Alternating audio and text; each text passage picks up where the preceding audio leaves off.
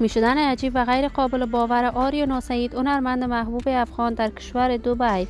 آیا به واقعیت سوی قصد و جان آریانا سعید قرار گرفته است؟ آریانا در کدام کشور بوده است؟ وی اکنون در چی وضعیتی است و دلیل دوری آریانا سعید از هنر موسیقی چی بوده است؟ آریانا سعید مصروف چی کار باری است؟ من در این ویدیو پیرامون حقایق همین ماجرا خواهم پرداخت. پس در ادامه با کانال دنیا اینفو باشید.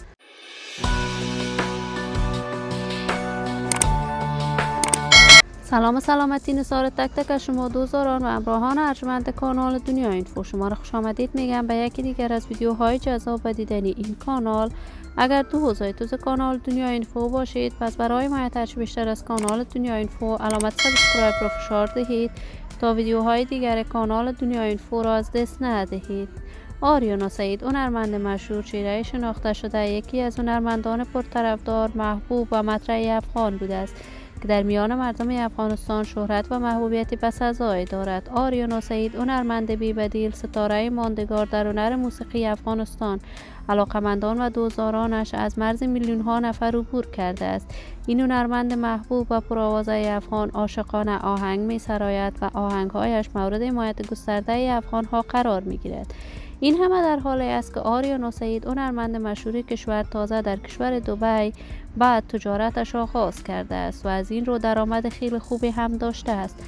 آریانا سعید در دبی به کارهای سیاسی هم پرداخته است و همواره برای دفاع از حقوق زنان افغانستان می جنگد. این همه در حالی است که درآمد خوبی هم آریانا سعید از برند لباسهایش داشته است.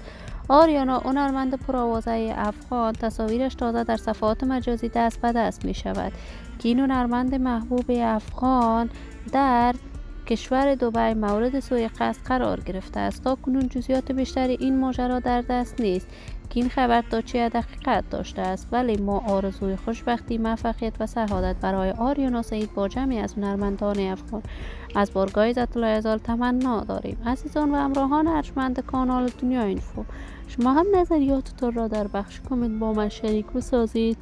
این ویدیو رو با علاقه‌مندان و دوستداران آریانا سعید به اشتراک بگذارید. اگر دوست کانال دنیا اینفو باشید، پس برای حمایت بیشتر از این کانال علامت سابسکرایب را فشار دهید تا ویدیوهای دیگر کانال دنیا اینفو را از دست ندهید.